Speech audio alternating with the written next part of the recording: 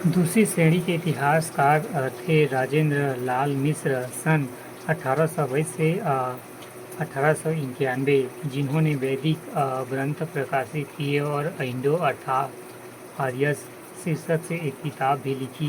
प्राचीन विरासत के प्रेमी होते हुए भी उन्होंने प्राचीन समाज की तात्विक दृष्टि को अपनाते हुए ठोस रूप से बताया कि प्राचीन समय के लोग गोमांस खाते थे। औरों ने यह साबित करने की कोशिश की कि इन विशेषताओं के बावजूद जाति व्यवस्था मूल रूप से यूरोपीय और पूर्व औद्योगिक और प्राचीन समाज में श्रम विभाजन पर आधारित वर्ग व्यवस्था से भिन्न नहीं थी। महाराष्ट्र में रामकृष्ण गोपाल भंडारकर सन 1837 से 1925 और विश्वनाथ काशीनाथ राजवाड़े सन 1869 से 1926 दो ऐसे समर्पित इतिहासकार उभरे जिन्होंने विभिन्न स्रोतों को एक साथ अलग-अलग करते हुए भारत के सामाजिक और राजनीतिक इतिहास की पुनर्रचना की। और आर.जी. भंडारकर ने दक्कन के सातवाहन के राजनीतिक इतिहास और वैष्णव एवं अन्य मतों के इतिहास की पुनर्रचना की। एक महान सामाजिक सुधारक के रूप में उन्होंने अपने अनुसंधान के माध्यम से विधवा पुनर्विवाह, जाति व्यवस्था और बाल विवाह जैसे बुराइयों की भ्रष्टता की शोध के लिए पूरे जोश के साथ वी.के. राजवाड़े ने मराठा इतिहास के स्रोत में सांस्कृतिक पांडुलिपियों की तलाश में महाराष्ट्र के हर एक गांव की यात्रा की। अनंततः उन सारे स्रोतों को 22 खंडों में प्रकाशित किया गया। उन्होंने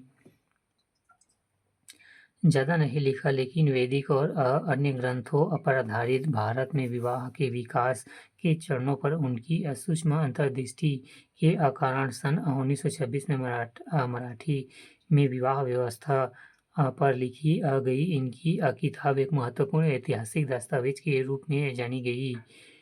पांडुरंग वामन काने सन 1880 से 1972 जो कि संस्कृत के विद्वान थे, उन्होंने सामाजिक सुधार की अठानी और विद्वता व ज्ञान की परंपरा को जारी रखा।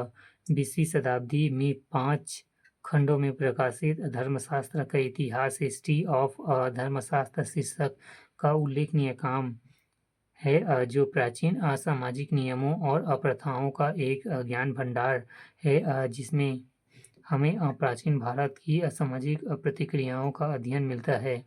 भारतीय विद्वानों ने यह दिखाने के लिए राजनीति और राजनीतिक इतिहास का गंभीरता से अध्ययन किया कि भारत अपना एक राजनीतिक इतिहास था। उसे चलाने वाले भारतीय भी निपुण थे। उसका उचित श्रेय पुरालेख शास्त्री देवदत्त रामकृष्ण भंडारकर सन 1875 से 1950 को जाना चाहिए, जिन्होंने अशोक और प्राचीन भारतीय राजनीतिक संस्थानों पर किताबें लिखी। इससे भी महत्वपूर्ण काम हेमचंद्र राय चौधरी सन 1892 से 1957 ने किया। उन्होंने महाभारत काल से लेकर ईसा पूर्व 10वीं शताब्दी तक, जो कि गुप्त साम्राज्य के अंत तक था, तब तक का प्राचीन भारत का इतिहास लिख दिया। यूरोपीय इतिहास के शिक्षक के रूप में उन्होंने इस किताब को लिखने में कुछ विधियों एवं तुलनात्मक अंतर्दृष्टि को अपनाया। हालांकि उन्होंने काल विभाजन की समस्या का वर्णन नहीं किया। उनका प्राचीन भारत का इतिहास, history of Atlantics Asians India, 6वीं शताब्दी पर जाकर समाप्त हो गया। उन्होंने प्राचीन भारतीय इतिहास के पुनर्निर्माण में वी.एस. स्मिथ के योगदान को माना, लेकिन राय चौधरी ने ब्रिटिश विद्वान के कई दृष्टिकोण की निंदा की।